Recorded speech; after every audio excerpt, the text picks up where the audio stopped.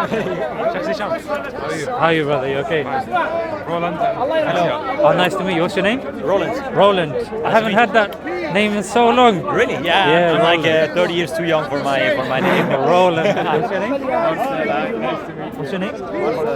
Marcel. Marcel. Oh, very, very different names. I like it. So, you guys, you guys Christian, atheist? I'm Christian. If you can call it like a passive Christian. Okay. Passive Protestant. Let's put it that way. Passive Christian. So I don't often go to church. To be honest. Do you believe in the Trinity? What's Trinity? Do you believe that there are three gods, like Father, Son, Holy Spirit? Not really. No. Do you believe that the Bible is the word of God and it's 100% correct? Or do you believe it's changed? No, I wouldn't say so. Then I wouldn't class you, like you said. I wouldn't claim that that you're regarded as like a practicing Christian. Yeah, that's true. Do you believe that there is a God? Yeah, I would say it puts me at some ease to think there is something greater than myself, and yeah, I think so one is it's like, good to believe in something. Yeah. So one is like a belief that it's like hope. That I hope that one day there will be peace on earth. One is on the 15th of January 2040, countries will lay down their arms and there will be peace.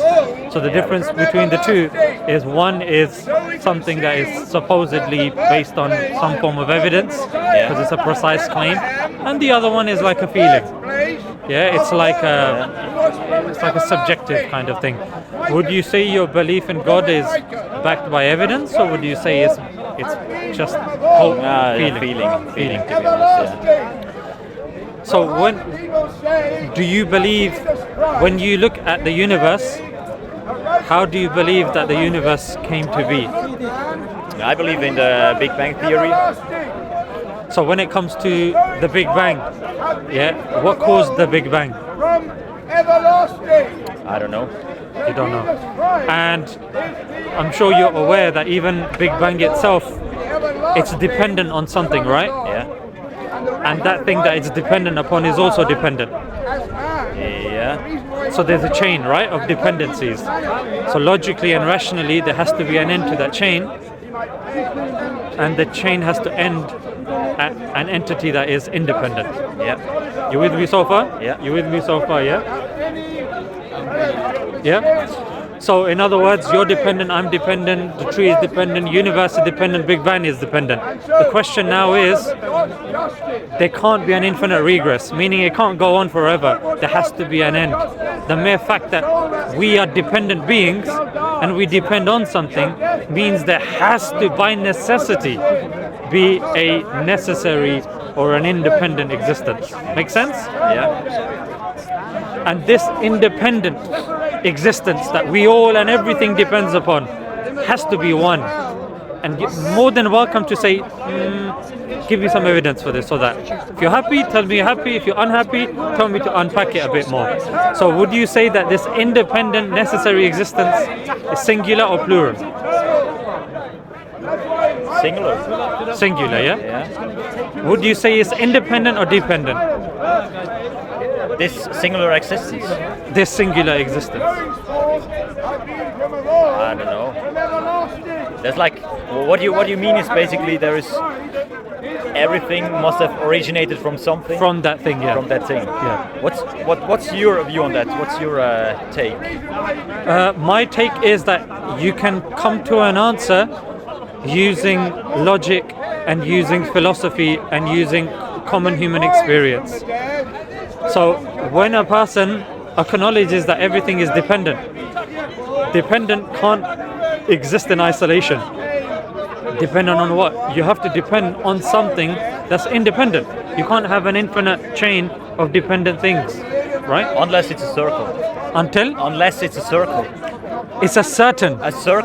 If it's like the dependency comes back to some point, and then it's like I got you. But then that will lead to absurdities, right? Because eventually that leads to logic, like a mother giving birth to herself. If You see? if you put it that way, yeah. But Because if you're saying everything is dependent and we organize it in a set, we put all of the dependent things in a set, whether it's circle or triangle or hexagon or trapeze, you put it in a set, and we say that set of dependent things, does it depend on something dependent or independent? can't really tell. There's two options, right? Yeah. Logically. Either the set of dependent things depends on a dependent thing or an independent thing, right? If we say a dependent thing, then that dependent thing should be in the set. Yeah. Any dependent thing should be in the set. So logically and rationally, it should be independent. Yeah. Make sense? Logically? Yeah. So that thing has to be a singular because everything is dependent upon it. And if there are multiple independent things, independent or necessary means without which existence is absurd. Like nothing can exist without it. Life can exist without you, right?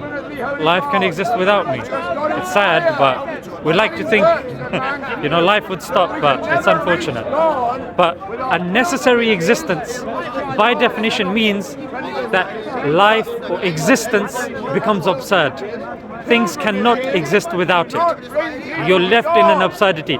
If I take a necessary existence out, then everything that depends on what? Because there's nothing left now. Everything falls apart. So we need that entity. And then I would argue, as you agreed, it has to be one, independent. Would you also accept that it would need to be pre and post eternal? What do you mean by that? Eternal meaning it can't be an entity which had a birthday,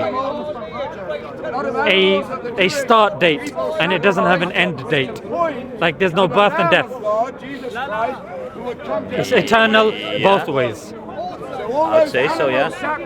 And you believe that this entity is unlike everything else. That God Himself would provide. Probably. Probably because only this entity is independent and everything relies upon it, therefore this entity would be an entity unlike everything else. That was my reasoning behind it. Yeah. For Muslims, for us, that's the definition of God. One, independent, does not beget or is begotten, and there's nothing like it. That's our definition of God. We don't believe God is a man. We don't believe God is a tree. We don't believe God is, an idol.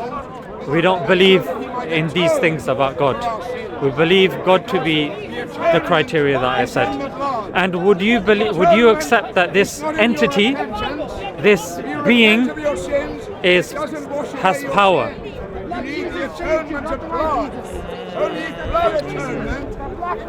Not anymore. To be honest, what I believe, if we come back to this Big Bang theory, I would say there was something like starting off the whole process, but then kind of let it go and just observing it in a passive way. To be honest, Do you believe? I believe that. Yeah, it's hard to say that it started just out of nothing. It's something that I struggle to believe. Yeah. But I think it started for a reason, and then it was just like, how to say, handed over to physics, and then it went its way. Right. So physics, to believe that everything that we see and all the order that we see is completely the result of physics falls into a fallacy. It's called the fallacy of reification. Reification. Reification. Yeah. So the fallacy of reification means where something is abstract and you give it concrete properties. For example, Mother Nature. I can't hold Mother Nature in my hand, it's a concept, it's an idea. To say Mother Nature created a tree, it's a fallacy. We know Mother Nature didn't create a tree. It's our human interpretation of creative principles that we've attributed on this abstract idea. With me so far? Yeah. Similarly, physics. Physics these are laws that we understand. Laws describe things. They are descriptive, not prescriptive.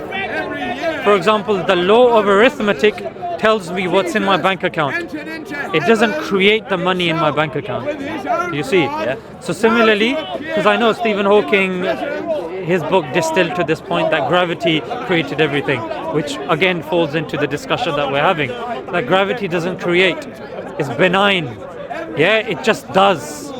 And for us to say that everything just happened to fit in the right place and we're here and we are adapted to our environment and we can survive and we have consciousness and we have morality, it's the probabilities that say that are actually border on ridiculous.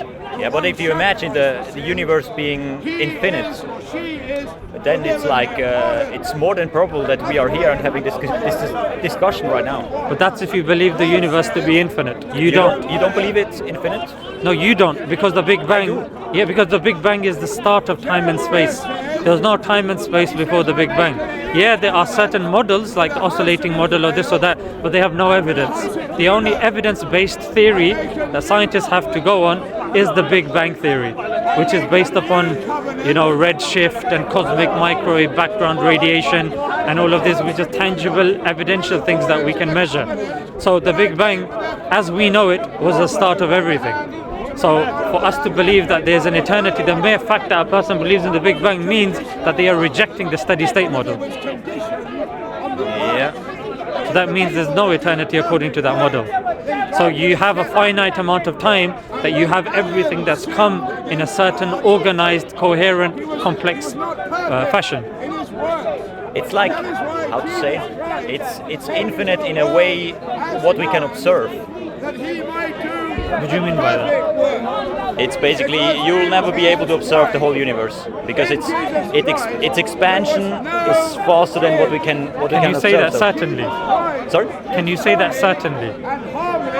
That we will never come across technology that will help us venture into the unknown or go. I can't tell this with 100% certainty. But, yeah, exactly. What we have now, it's impossible to to observe this or to But the bottom line here is there is an immense amount of complexity that if we look since the dawn of the Big Bang, we simply don't have not enough time has gone past that's helped. Even if we look at, for example, a protein that's needed for life, for that to be left in a solution of amino acids, the smallest protein, the probability of that coming together, because you've got two forms of proteins. You've got this form protein and the L protein, then you've got this bond and the peptide bond, which actually take us to a probability of 1 in 10 to the power of 60. Yeah, and that's for the smallest amino acid chain to come by chance to be needed for life. But if there's a probability, that means at some point it will happen.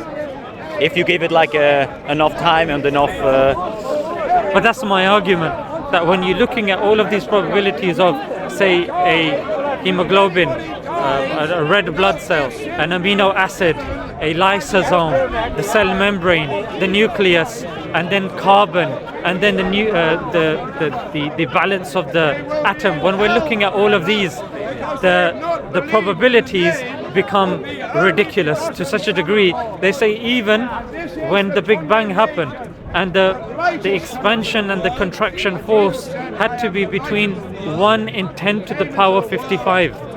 That's so minute. Compound that with the probabilities of the atom needed to be stable. Compound that with the probabilities needed for carbon to come together. Compound that with the amino. It actually becomes ludicrous. Yeah, but the thing is, if all that didn't happen, we wouldn't be here to have this discussion. So in all these other probabilities or all these other scenarios where it didn't work out, there's no humans or any sort of livings that could possibly have this discussion. So we can only have it because it all worked out in that way. And now, looking back, it seems like impossible that this might have happened, but it did.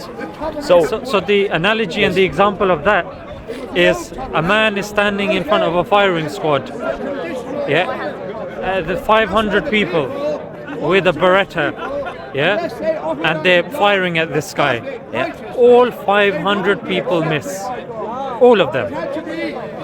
The question on everybody's lips is why? How? And he goes, well, I wouldn't, the mere fact that I'm here is explanation about why everybody... No, it's not an explanation of why everybody missed. That doesn't deal with the issue. This is called the weak anthropic principle. And it's very human-centric. And it says just because we're here, therefore, it doesn't answer the question of fine-tuning. Why is fine-tuning there? And why is it that things have been fine-tuned for life? And that answer is not satisfied by the mere fact that we exist. It seems like it's answered by the mere fact that we exist, but again, that not only is it, sidestepping that, but it's also assuming another thing as well.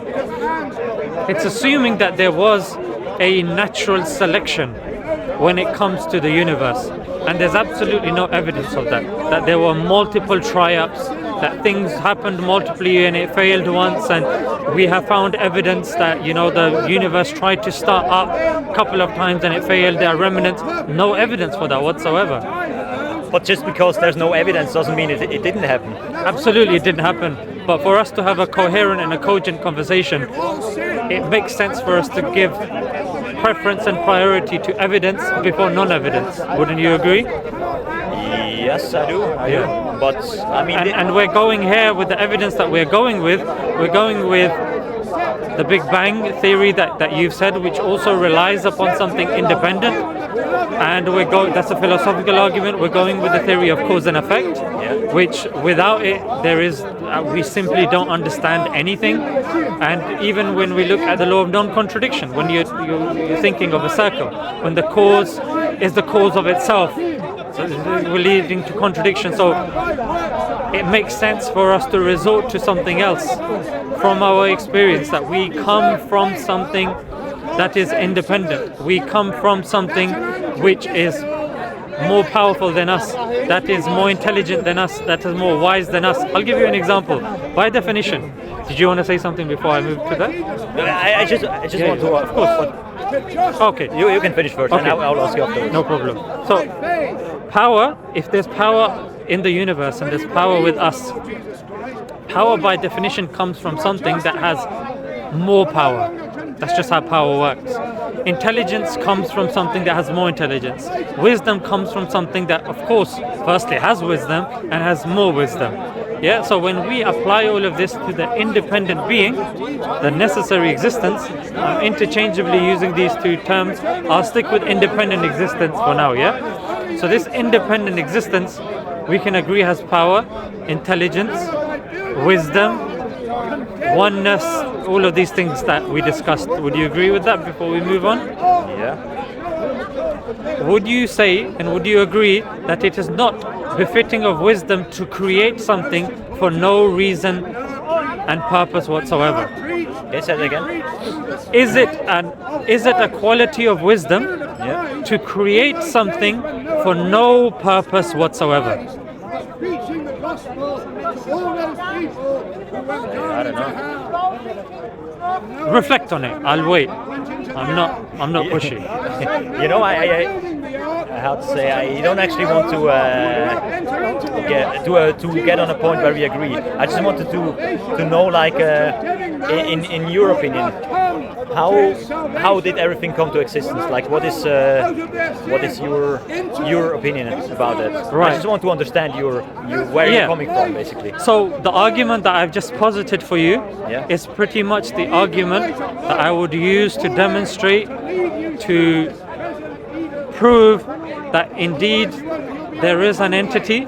That entity is unlike the other entities that we see around us. That entity can be understood through reason, through logic, and through philosophy. It has been done since we can remember, where you have great philosophical minds, even in the West, that agree that there is something called a prime mover, a necessary existence, whether it's Aristotle, Plato, Leibniz, Locke, whoever it is, they accept that there was an entity. Yes, when it comes to the nature of the entity, that's where the question is a bit different. We say that that entity is not a human being, it is not weak, it does not need to come as a human being, it's not something that, can die, it's not something that can be defeated, it's not something that lacks power, and it's something that I believe that I can demonstrate, as I'm sure, I hope that I have done, through recursive reasoning, through deductive reasoning, through syllogisms. For example, anything that begins to exist has a cause. The universe began to exist.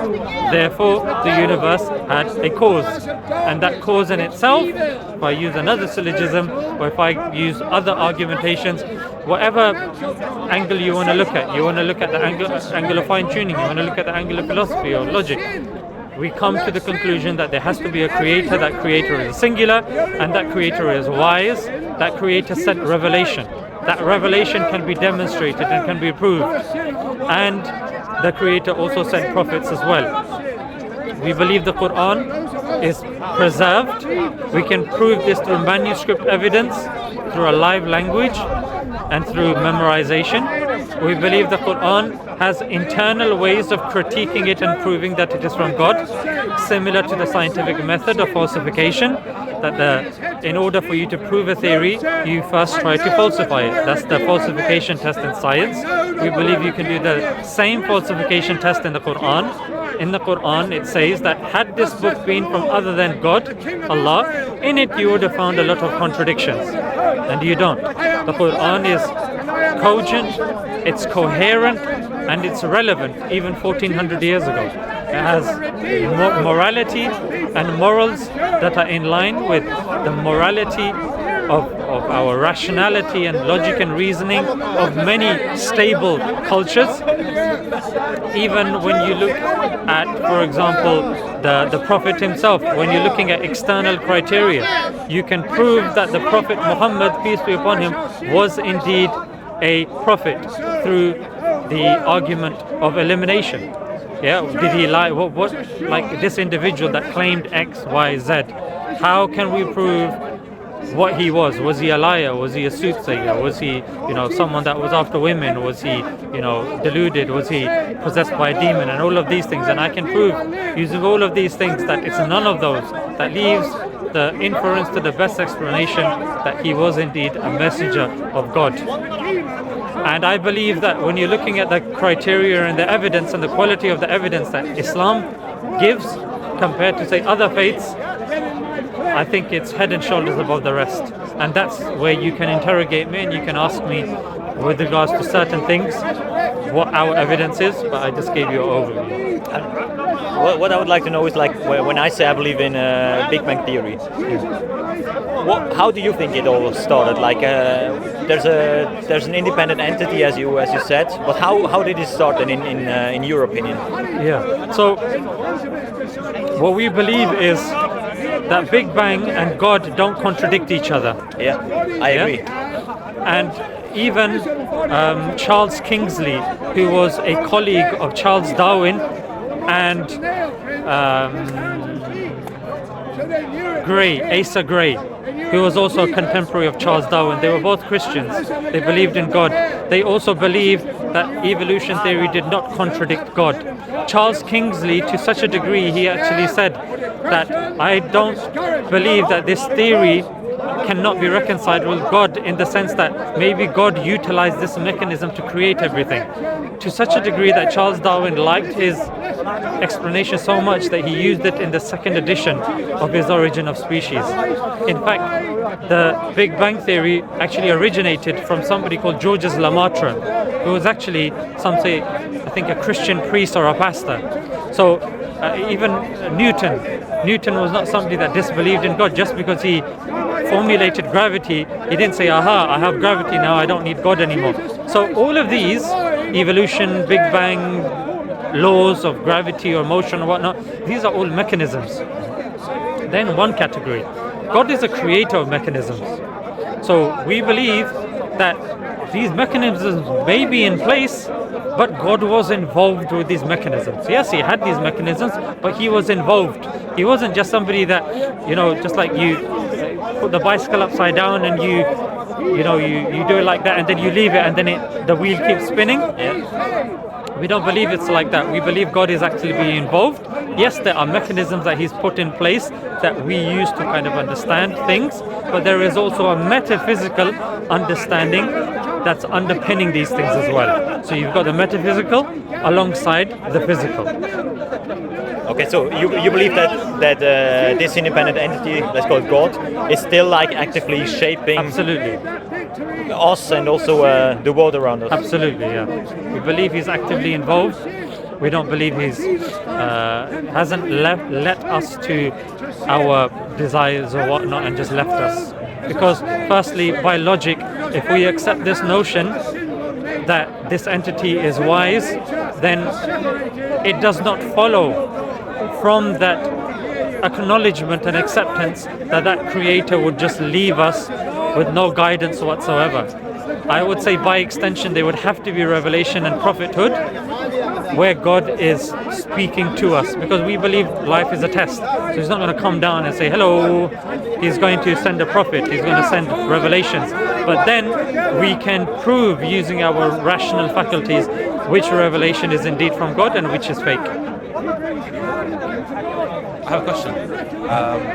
Without these, something powerful and all-known, is it possible to define what's good and what's evil? Judge some values, like for example, like something like homosexuality and the general values. Is it possible to define goodness and evil? Yeah, very good point. So this is another point of between theists and atheists, or people that don't believe. I wouldn't even say theists and atheists because the context here is different. Somebody that believes in a law from God and somebody who doesn't believe in a law from God. Somebody that believes in a law from God believes in objective morality. Yeah, that people that adhere to that faith believe that there is right that is godly ordained. That we believe that it is never okay for us to kill babies. Yeah. Now somebody may claim that they believe that, but when put in certain scenarios, they will be forced to accept that the morality that they believe in is completely and utterly subjective. Because your morality, whatever you believe in, will be based upon feelings, will be based upon your current understanding of what's around you, and it will be shaped and it will change and can be modifiable. So you don't technically, a person that doesn't believe in a law from God, they can't have a universal right and wrong and those values. It's completely subjective based upon the society that a person is living in. Would you agree with that or would you disagree? I would say you can still have a common understanding and a common set of rules. Can you give me an example of something that we all agree on? That we all agree on. I mean, it's like I would put it into limits of like a cultural acceptance. So, for example, within a country or within a common culture, but that's subjective, right? Yeah, but it's highly likely to have to grow up when you grow up together that you build like this common sense and a common set and develop a common set of rules. I'll give you an example. There's two types of rules. There's one set of rules that's accepted within a tribe. Let's just say an Amazonian tribe, yeah? And there's another set of rules that are accepted in a country, which is known as politics, the government, yeah? Now, if we take what's happened in the past, there were tribes that believed cannibalism was okay, and they believed it to be moral. Would you say that, according to your worldview now, that is right? No, I don't. Do you see? Yeah, on but what basis? I didn't grow up in this community. If I grew up in that community, maybe I would see it as something normal as well. Good. If you had grown up in the Nazi community, would you? Well, I think we know the answer. You would be following the law of the land, right? You would be kill them all. Yeah, difficult to say, but there is a possibility. Yeah. There's a possibility, but then again, there's also a possibility that you wouldn't, right? Yeah. So where's that innate thing that what's happening is wrong coming from? Because if you're saying it's coming from the society, but the society in Nazi Germany is saying, no, only the Aryan race, they're bad, we're good. How do you, what are you using to determine what's right and wrong there? You mean if you grew up during Yes. that time? Yes. Yeah, I mean you're, how to say, you're invariably shaped by what's happening around you. So it's kind of difficult to evade this sort of thinking what they had back then. A third of the residents of Nazi Germany disagreed with the Nazi Party, and for 10 years they actively worked against it, and they weren't involved. However, after 10 years, they fell in line. But the point is that there was something within them that they did not agree. If you look in America now, people are living in America. It's supposed to be a Christian country. Let's just say UK, the country that we're in. It's supposed to be on paper a Protestant Christian country. And those are the values. You've got the Church of England, and you've got, these values that are in place, Church of England schools. However, the majority of the population is non-Christian. So there is something that is like, just because you're in an area doesn't necessarily mean you're going to follow those values. It doesn't mean you follow the values, but you grow up with, and you're shaped by what's happening around you. Obviously. But then how do you determine if something is right and wrong? Because let's just say you've been shaped, but you're still saying that no, that's still wrong. Yeah, what is that? What is that value that person is now using? What do you mean? So that person initially, the yardstick was they grew up in a set environment, and after they grew up in that environment, that's how they determine what was right and wrong. So that's their yardstick, right? Yeah. But you're now saying is they've grown up and now they've changed their definition of right and wrong. What's now that yardstick that they're following to determine something is actually right or wrong? I mean, it's usually something that is like on a bigger scale accepted. What could be bigger than the country that you're living in? Because surely the world. And how would you know what the world believes to be right and wrong if you haven't lived and traveled in the world? If you haven't lived and traveled in the world, surely the place that you're living in has more of an impact on you. Not some. I don't care what's happening in what some random Russian person's doing in Moscow. What's your take on it? Like you're questioning my view? Yeah, I'm questioning your view in the sense that I don't believe that somebody that doesn't believe in scripture has objective morality. Why do you need objective morality? Because objective morality is needed for peace. Objective morality is needed for consistency and for survival of human race. Because of today, you've got some people that believe, today the generic thing is we don't eat human beings. However, tomorrow it changes that we can eat human beings. That's affecting our survival. It's affecting, how we see each other, the trust that we have. Like, I don't know if this guy's randomly going to just jump on my neck and just start doing a vampire flex on me. Probably not. But do you see any difference? Yes. In any part of the world where morality is not objectively lived versus parts of the world where you have objective morality? Yeah, I would say Nazi Germany. Nazi Germany, there was no objective morality there. In fact, Hitler was somebody that was very in line with Nietzschean philosophy. In fact, he had a good relationship with the daughter of Friedrich Nietzsche, and he had access to a lot of the literature, and they really appreciated that whole kind of philosophy of Friedrich Nietzsche. He didn't believe in religion. He was not inherently a religious person. Nothing what he did was based upon religiosity. If he did, he picked and chose certain things from Christianity, but again, that was based upon the interpretation that was in line with his interpretation. So you're saying that if there was objective morality, Nazi Germany wouldn't have happened? I would say that would have, because again, at the end of the day, we have free will. There might be objective morality, but we have a choice of whether we're going to follow it or not, right? That's why in the UK, it was a Christian country majority, but people chose not to follow Christianity. They have their own reasons. However, when we're looking at Britain, when they're following objective morality of Christianity, I would argue that objective morality of Christianity is better than the morality of, say, atheism or nihilism.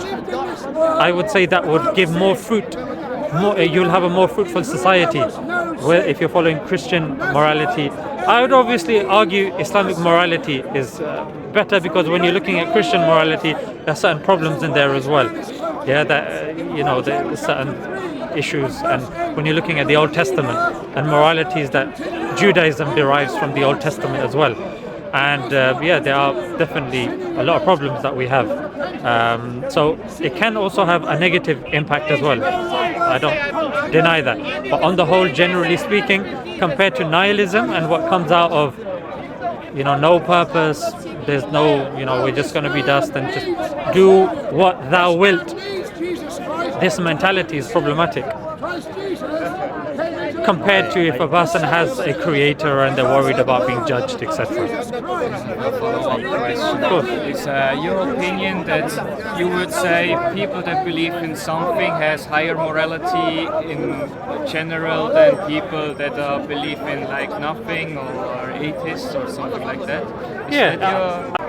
You said, so it depends what criteria that you're looking at and how you're measuring it. For example, if you're looking at the criteria of charity, in the UK, Muslims give the most charity. If you're looking at, for example, patriotism compared to, is patriotism a good or a bad thing? Why? Well, it can be, certain things can be argued for, but foundationally, I would argue patriotism to some degree is required, because if you hate a country that you're living in and you despise it, so there have to be certain kind of fundamental values that you don't hate the people, you might hate the laws or you might disagree with some things. Hardly disagree. Yeah. We can imagine a world without borders, and it was at some part a world with less borders than right now, and the people could live there as well in a more or less peaceful place. So many borders were built to fight the war, that they know where they have to bring up their taxes and where they have fight for more, I don't know. So I don't believe that we need to have some sort of borders, national pride, or wherever you... To some degree, where the Islamic opinion of that is where we tend to somewhat agree with that, because we believe in something called the caliphate, which is that you have the Muslim body or the Muslim ummah, which is a collection of countries. We don't believe that, okay, you're in this country, you're somewhat superior to that country, or, you shouldn't be allowed to go there. This is not something that's inherent. But I'm talking about in terms of, say, 21st century understanding of, okay, respecting the country that you're in, following the laws of the land. I would argue to some degree, to some definition, that's a level of patriotism. Wouldn't you agree with that?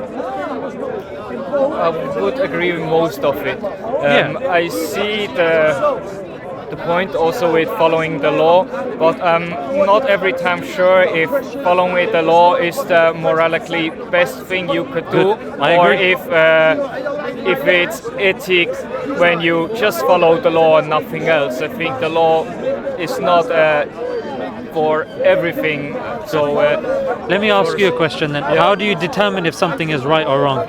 I think most of them you can do also with, would I like if this example would harm me? No, I don't think so.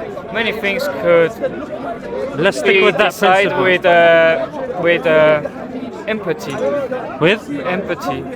Empathy. Yeah. That's your criteria for deriving right and I wrong. would say you can use empathy for many things, like, What about is slavery a good thing? If you have some empathy for other, no, it's not. Can you use empathy for, is it okay or good to eat animals? I don't know. If you have some empathy for animals, probably not, and so on. Same with women's rights.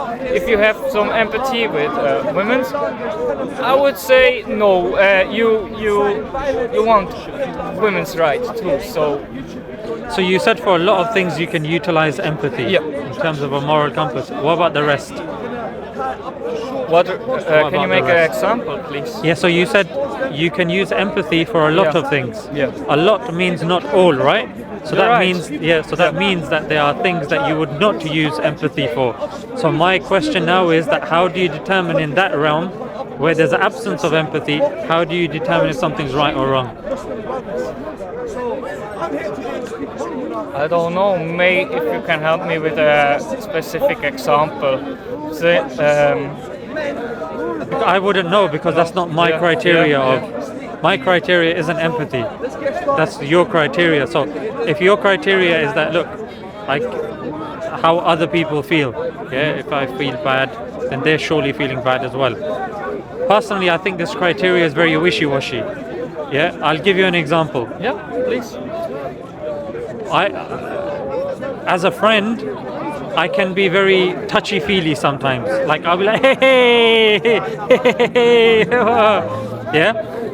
Now, I like that. Yeah, like touchy-feely. Like sometimes just do this. My other friend hates that. He hates it so badly that he actually said, "Bro, this is in the early days. Now I've worn him down slowly. Yeah, that if." He's like, if you do that, I'm warning you now, I might punch you in the face. Yeah, like, he didn't say in a rude way, but he said, look, like, I don't like it. Wouldn't you agree that you both shared your opinions to each other and then come to the conclusion so that you may touch him a little less? Or? No, because he doesn't like being touched at all. And it sounds so wrong when I say it in terms of touching. Let's say punching. Yeah. I like touching him, but yeah, I'm a toucher, serial toucher. So in terms of like, yeah, he doesn't like being punched. Well, it sounds obvious. He doesn't like being poked. Yeah. And I like, sometimes, hey, I get that. Yeah, so in terms of empathy, I've determined according to that code of empathy that what I'm doing is right. So I believe that's right. Now he believes, according to his code, that what I'm doing is wrong because he doesn't like doing it. But you That's showed completely empathy in a way that you stopped to punch or poke him because he shared with you this information that you. I actually didn't. You didn't. No, So- because I thought he was being unreasonable. All right. So that's why I said I wore him down slowly. He had to tolerate it. All right. But Basically, it all but- comes down then to communication in the end. So if we communicate, we can basically find out about each other's boundaries, Okay. and about each other's subject, and agree on subjective rules that we can then adhere to, and then we can interact and communicate, live with each other at ease. Yeah, so this has turned into something a bit different now. So let's rewind slightly. I said, how do you determine if something is right and wrong? You said empathy, yeah? Now I gave an example of where two people have conflicting empathies, yeah? But that's the code that they're following. Okay. Now, what you say is, we now need to take what both are saying and come to a middle path. So the criteria of determining if something is right and wrong has now come to a middle path. Is that middle path now, is coexistence now right? Is that the criteria of me determining if something is right and wrong, coexistence? Because my opinion is, empathy teaches me, I'm okay with being poked. He should be okay as well. And vice versa. He's saying, I don't like being poked, therefore he shouldn't be poking me. It's a completely two subjective experiences. Communication is now, we're not looking at morality now, we're now looking at tolerance. Tolerance itself has to be proven if it's right or wrong. Why is tolerance a good thing? Why is intolerance? Like people would argue that if a third of people that lived in Nazi Germany, had they remained intolerant, then maybe half of the country, maybe the deaths would have been less. So they should have been intolerant. Some people would say no. There is a tolerance bias, like you mentioned. You should tolerate every opinion until the point when some opinions you should not tolerate all opinion, or someone has less worth than someone other. That's the point exactly. when tolerance can be unhelpful. And where do we demarcate and where do we draw that line? That's a good question. I can't answer. It's Can subjective. you answer it? There you go. My conclusion is, and you've already said this, but I'm just demonstrating it, is it's subjective. But my point is, where's the bad thing about subjective tolerance? Say that again. Where's the disadvantage of subjective tolerance? Where's the disadvantage of subjective tolerance? Is subjective means... Let's put it, where is the advantage of objective tolerance? The advantage of objective tolerance is it's fair. There's a measure that everybody can measure, and everybody knows where the boundary is. When Yeah, it's but subjective, is it fair to everyone? yeah, that's what objective means. Objective is No, it doesn't mean it's fair to everyone. It means everybody has the same, how to say, Right, yeah. it's like, maybe someone would be like, yeah, but I would be rather on this side rather than in the middle, but I need to adhere to the objective rule, so I can't really... I got you. If the objective view is like cut and dry, binary, then I can see your point. But if the objective view is not binary, it's a principle, it's a code that has its own intricacies, but there is consistency upon what that code is. I'll give an example, yeah? One of the codes within Islam is don't kill women and children. Yeah, you're not allowed to kill women and children. Hopefully you guys would agree with that. Yeah? But that's not something that's agreed upon if you look at, for example, the Old Testament. In the Old Testament, that's not something that's agreed upon. Yeah, if you look in 1 Samuel 15 verse 3, it says kill, with regards to the Amalek, kill the men, the women, the infants, the babies, and then it starts naming animals, donkeys, this, that. Now we would say that's ridiculous, that's not right, that's wrong, yeah? But somebody would argue, no, that's right. So when it comes to subjectivism and subjective tolerance, they would say, no, you need to be okay with this. I'd say, no, I don't need to be okay with that. I can tolerate in the sense that I don't have to harm you, but there's no way on God's green earth that I'm going to accept that killing a baby is okay. And I'm sure you guys will hopefully be on my side with that. What do you think about Kant, Immanuel Kant? Like basically about his way of, interpretation of moral and ethics. So basically, I don't want to be hurt, so I will not hurt you. No, that's not really what he believes in. He believes in something called the categorical imperative, which means that if said attribute or said behavior is extrapolated to everybody, would it cause harm or benefit to the society? For example, but you can break it down as well to the individual. Yeah, so what he would say is lying is bad and it's wrong, because if everybody starts lying, society won't be able to function because you can't trust one another. Yeah? Now, the reason why that then breaks down is it falls into the point that you mentioned. It's an objective moral which is completely and utterly binary, in the sense that if somebody is coming to kill someone's husband, someone knocks on the door, yeah, the wife opens the door, the husband's upstairs underneath the bed. The person asks, is your husband home? I'm here to kill him.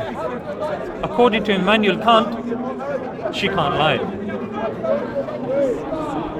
She has to say, he's upstairs under the bed.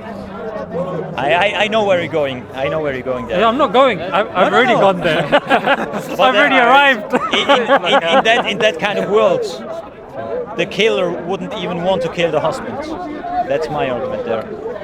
No, but then again, the question because he himself doesn't want to be killed, so he will not kill. But then it would be what came first, the chicken or the egg. There will be certain characteristics and principles that will be in society first and initially, and that's talking about a utopian society, complete utopian society. I mean, I agree. There's always, how to say, the exception proves the rule. But if most people would stick to that kind of rule set, then I don't see any reason that the world would be a bad place. Yeah. So I mean, in a case where, let's just say, I'm sure you know that generally speaking, you lie, right? And you think in some situations lying is good. Like if your girlfriend or your wife says, does this dress make me look fat? What are you gonna say? The truth. Obviously the truth. Are you single? You see all the bruises why he's like beaten up by his wife. So generally speaking, in that situation scenario, you would say, you know what, you wouldn't lie, but you'd say you look good. However, maybe use that other color, that might make you look better. You will use something else. Or if, let's just say, she was pregnant, she's just given birth to twins, she doesn't look good. but she's trying, and she puts on a dress and she goes, "Does this make me look good?" You're going to lie, right? If not, then it becomes for sure. Yeah, for sure. yeah, you're going to lie because she's Person you love, you always like to look at her. Yeah. And look, So it doesn't matter. look, even if she's got, that the flabby stuff after, the excess skin or whatnot, you see she's trying, and it's going to take at least 12 months before, she's able to look after herself properly. It's just not possible for her to do well. So what you're going to do is you're going to make her feel better. And in order to do that, you're going to lie. It's called a white lie, yeah? So in those sorts of situations and scenarios, you would, yeah? For example, if a child... Sorry? I can't live with that argument because tell me. the person you love, you always like to look at the person, so it doesn't matter how she looks, he looks. No, she's asking you, do I look good in this dress?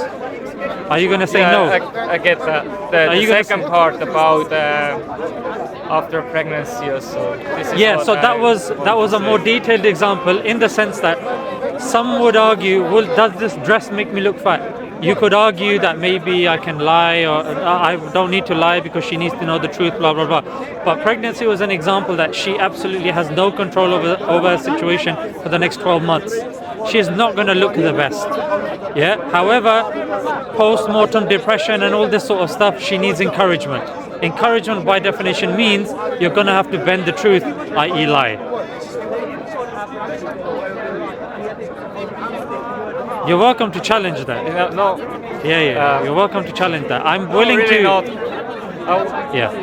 I would just disagree. I'm hopeful you would also disagree that we partly disagree with that. No, you don't.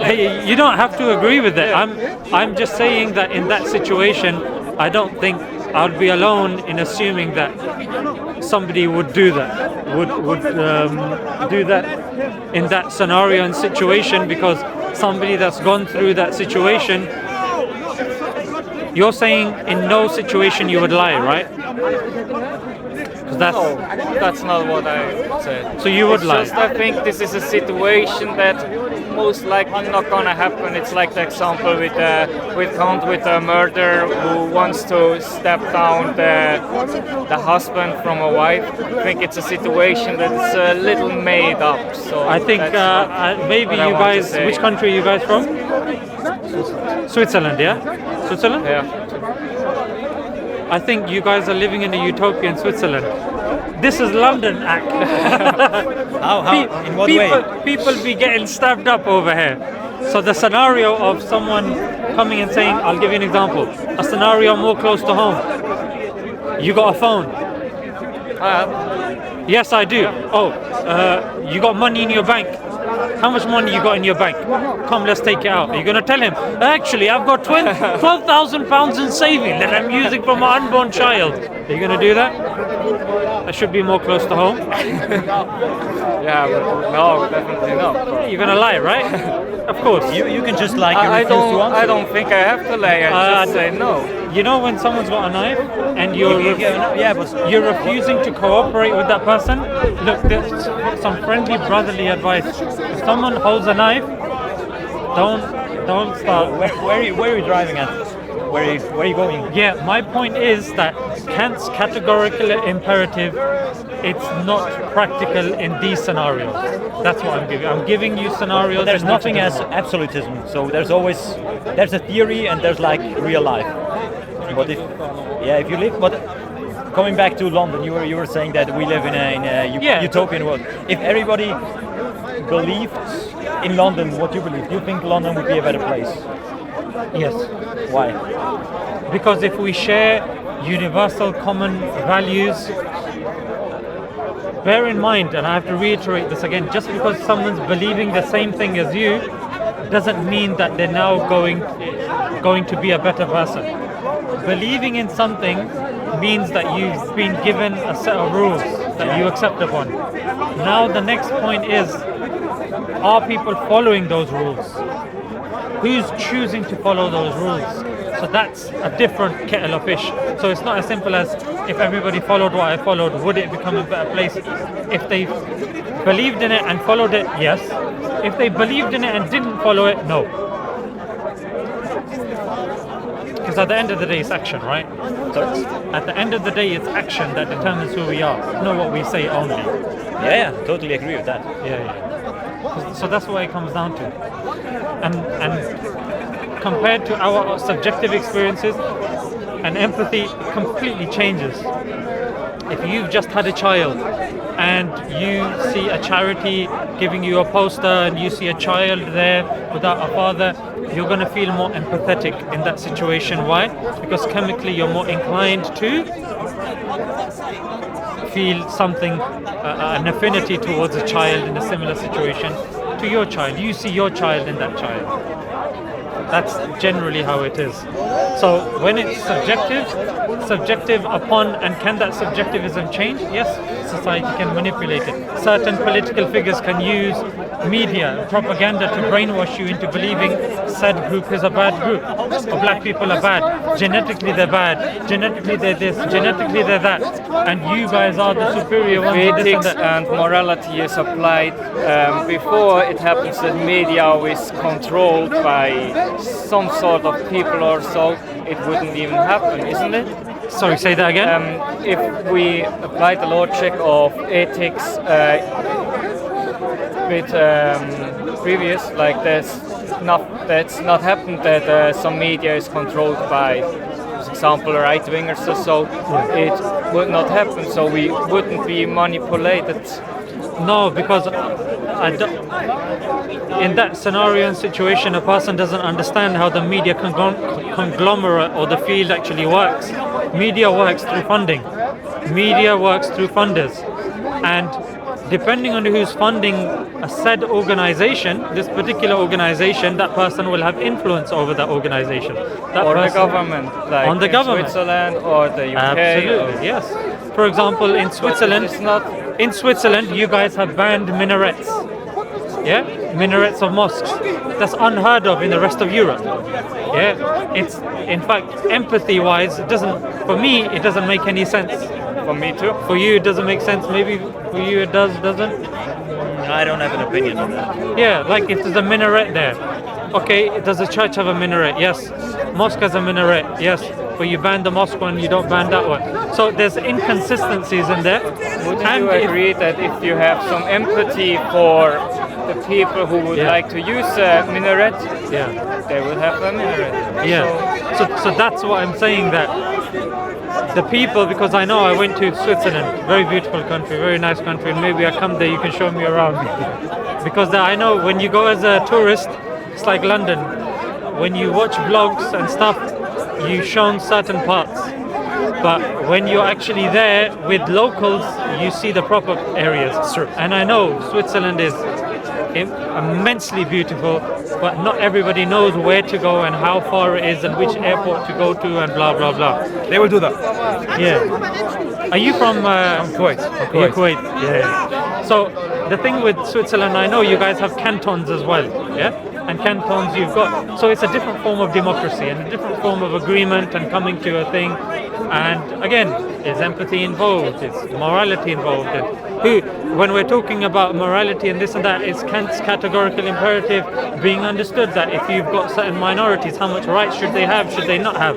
These are very touchy-feely, abstract, subjective things that it's going to be very. I mean, just look at the concept of the minarets.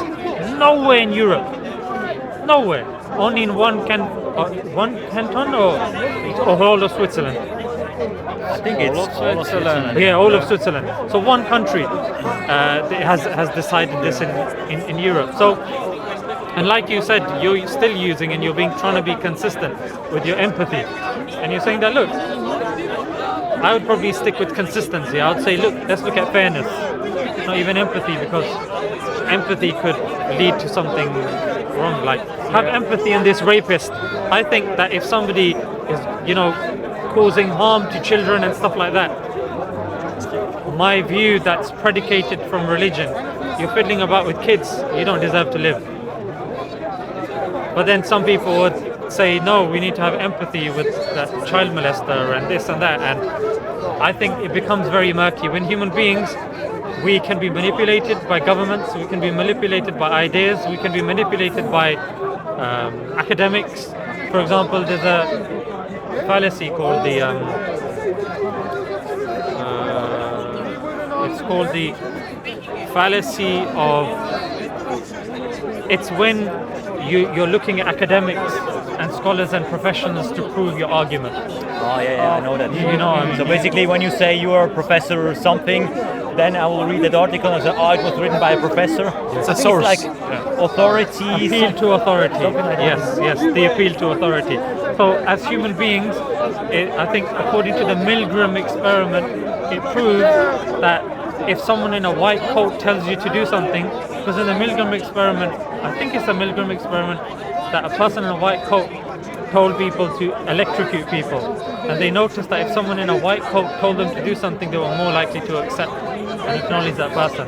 So even how we empathize with people and how we arrive to certain conclusions, they can be manipulated by our biases and our things. So the conclusion of what I'm saying is, this is what you guys want to reach to, is that if we can believe, or if we can prove, because that I think it's important for a disbeliever, that if a claim is being made that this is a book from God, then the next point of action needs to be, okay, let's start this.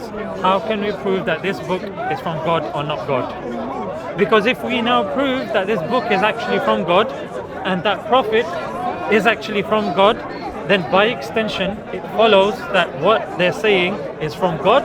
And if God is all knowledgeable, if God is all wise, then that morality will be better than the other moralities. And that way of living will be better than other ways of living. Why? Because God, that is provable, can be evidence, etc., etc. Like when that criteria of evidence has been met, and a person says, yes, I believe, I accept, then by extension it now implies and applies that that morality will be better, because its objective comes from somebody, an entity that knows and has created everything, compared to somebody that lives in London, that believes everyone stabs each other all the time or something. It's not that bad, don't be scared, but do also be careful as well, because it's not the most safest, but it's not the most violent as well. But there is a lot of knife crime and stuff like that. But if they ask you about your bank account details, give them fake ones, please. Make something up. Lie. Forget Kent.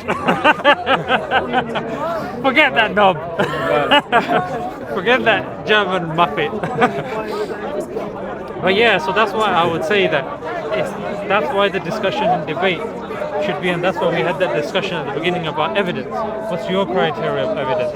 And how much of that criteria of evidence can Islam satisfy? And can Christianity satisfy? Hinduism satisfy?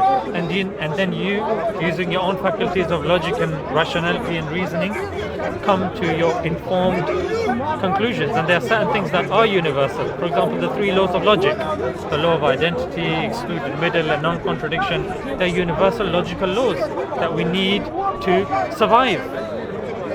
The law of non-contradiction, it's vital. If the government says, and it gives you, I don't know, your car, and gives you a number plate. Is this your car? Yes. 2 minutes later, no. Is this your car? Yes. No. Contradiction, right? Are you going to work? Yes. No. Are you human? Yes. No. So these are contradictions without which we can't function. Yeah, they're needed for science, they're needed for geography, they're needed for academic discussion. For example, if I say, are you from Switzerland? Say yes. No. Yes. No. Yes. No. No. Yes.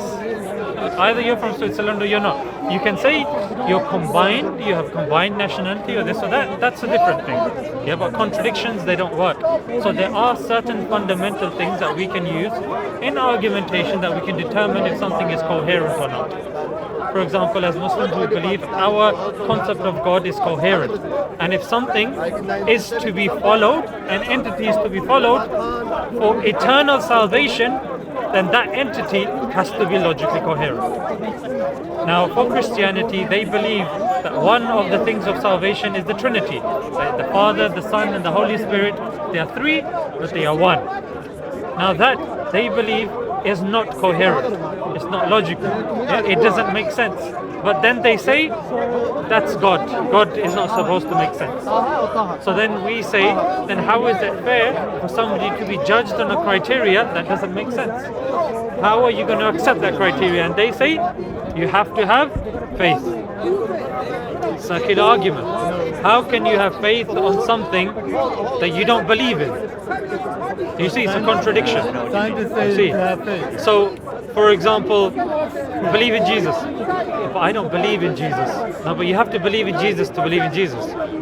Yeah, but can you prove Jesus? No, you have to believe in Jesus. This doesn't make any sense.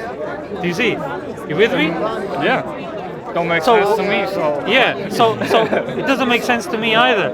In the sense that if somebody is told to believe in something that they don't accept, it doesn't make sense. So things have to make some sense for it to be coherent.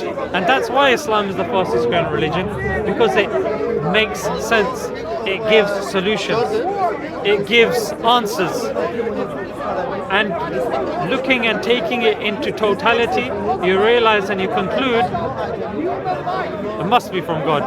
If you're looking at the inference to the best explanation. Yeah, the inference to the best explanation. We do that all of the time. If you go to the clinic and they say, oh, we've done a DNA test to determine if this is your child or not. It's 98% that this is your child. And you go, I wish it was my child. No, 98% it is your child. Man. What do you mean, man? 2%. No, in daily life, we use the inference, the best explanation. So it's the same. I genuinely believe, and you guys can ask me, and you can quiz me on these things about the certain evidence that Islam offers that say other religions don't offer, pertaining scripture, pertaining the Prophet, and pertaining belief in God. And I did give some evidence at the beginning, but I believe we have more evidence because obviously we believe that it's from God. What would be the evidence of Quran? I mean, if we want to present. Well, you're a Muslim, right? I am. Just I'm trying to. So I don't want to get them to listen to something, that they're not interested in. Yeah. That's why I want it to come from them. Like, is there another question that you have or any? I'm trying to show the pattern of the Quran, which is the way in the miracles. That's what I'm trying to write. Yeah, so when it comes to the Quran is consistent with the way we rationalize with things even to today as well.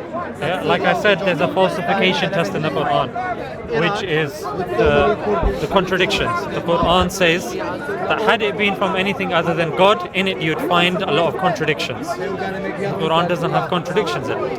Yeah. Then it presents another test that if you believe that the Quran is not from God, then produce a verse like it in terms of its lexicology, in terms of linguistic setup and layout.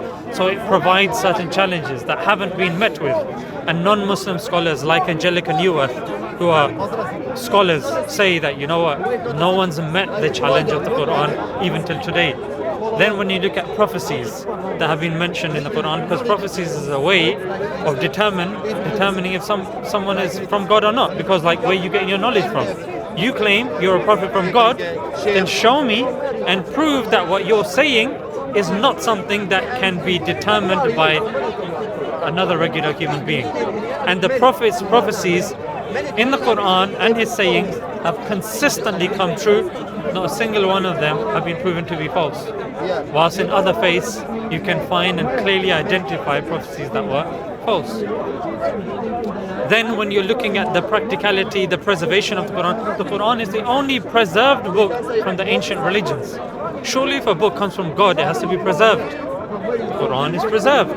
In terms of language, Arabic is the 4th, 5th most spoken language on the planet.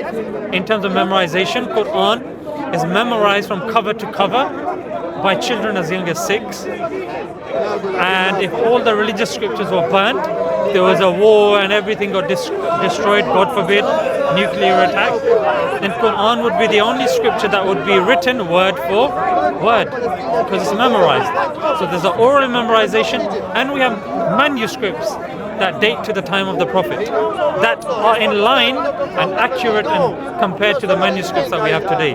So whether you're looking at manuscript evidence, whether you're looking at the historical method, whether you're looking at philosophical evidence or logical evidence, Islam is there. And it satisfies for a lot of people. For those that don't, they do what you guys are doing, just ask questions. The Socratic method. I don't think I didn't notice what you're doing. The Socratic method, Socrates, he would just ask questions. He wouldn't give his view, although I think at the beginning we did, but then I think you guys preferred to just ask. And that was his way of inquiring. He would just ask us, but he would then use it, because you can also use questions to break down someone's belief as well. I would rather to understand your Yeah, you could do that. That's why I asked. Yeah. And But in my firm belief, my firm belief is, even though I'm not part of Islam, I'm like a passive Christian.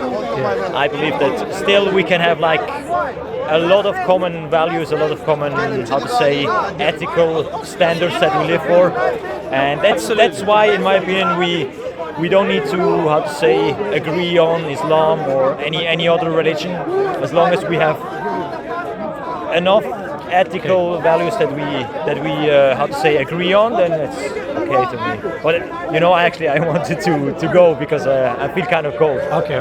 Let me just mention one thing, because you mentioned Switzerland and common values. Switzerland recently, if I'm not mistaken, introduced the suicide capsule, right?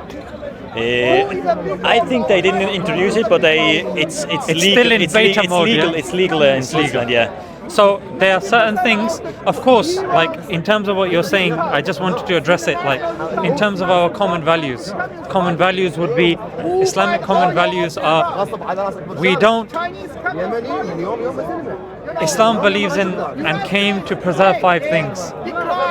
Religion, i.e. monotheism. Intellect, i.e. anything that obscures one's intellect. We don't encourage, for example, drugs and stuff like this that impair one's ability to rationalize and to think. Life, Islam does not say, in fact in the Quran it says, if you take one life, an innocent life, it's as if you have wiped out an entire generation.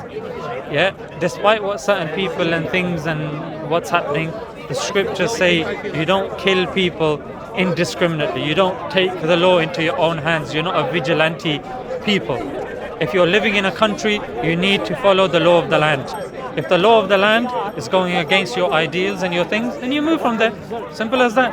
Yeah, so if Switzerland is doing something that somebody disagrees with, then you just move from there. You don't have to hate the people and harm the people and this and that. That's actually wrong. Yeah, the principles, and then preservation of wealth, in the sense that we don't believe in interest. So if we open a bank account, we're encouraged and we're told to have a 0% interest rate, when if you ask me for money and I give you money, I shouldn't be charging you interest. I'm not allowed to in my religion, because we believe that makes the rich richer and the poor poorer.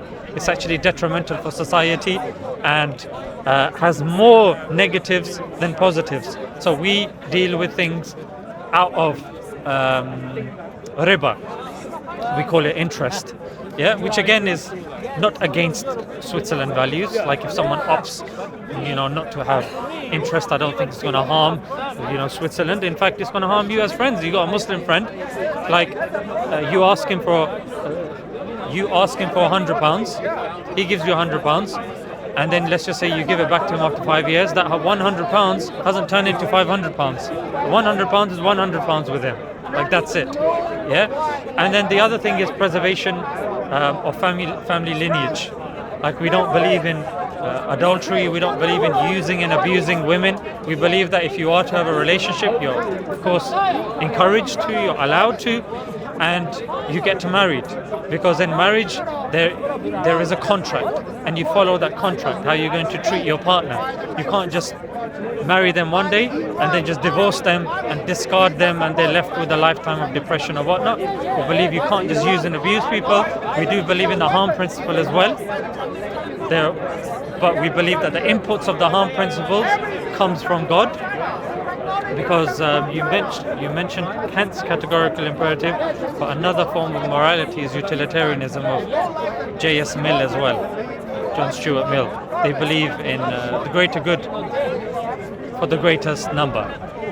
So we also have a degree of the harm principle as well. We don't believe in causing unnecessary harm and distress to people. So these are our principles generally that we come by. We have 5 pillars: Shahada, Salah, Zakah, Sawm and Hajj. Shahada means testifying there's none worthy worship besides Allah and Muhammad is a messenger of Allah. Salah, praying 5 times a day. Zakat, if you've got certain amount of money saved up, then you give charity. I apologize so much. You said you were going to go, and I've just started. Sorry, I'm just going to finish this point. Okay, sure. Yeah, because I just realized now I'm telling you the whole thing about Islam now, and I don't even know if everything's digesting. So I'm just going to finish this point, and then I'll leave it to you guys. So we have 5 pillars, and you can search that up. So zakat is obligatory charity that we give. If our wealth is above a certain amount, savings, we have to give obligatory charity, 2.5% of our wealth.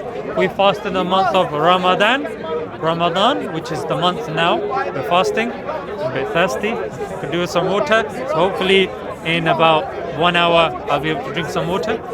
And Hajj, pilgrimage, once in our lifetime, to endeavor to go to Hajj and pilgrimage. So I wanted to say, just in case you came with a certain mindset, that a lot of our values are in line with Switzerland. There are certain things that we disagree with, for example, the suicide capsule and minarets and stuff like that, which again, it's debatable and it's not the be all and end all. Just because we don't have a minaret doesn't mean that we're no longer Muslim or something. It's not nice, but obviously it's this. And I know with the whole suicide capsule thing, I know you guys believe it, we don't, and we just won't use the suicide capsule, no problem. But to be honest, there are not many minarets in Switzerland, so this is like more, how to say, it's been symbolic. A bit exaggerated, exactly, yeah. symbolic, and it's made it, how to say, its way around, but yeah, unfortunately, that's what it was more like a polemic thing. Yeah, it was not political. Symbolic Strategy. Yeah. Where are you from? I'm originally from Pakistan, but I was born here. All right, very appreciate. Nice Thank you. Nice to meet you. Nice to meet you. The pleasure was mine, brother. The pleasure was mine. Take it easy.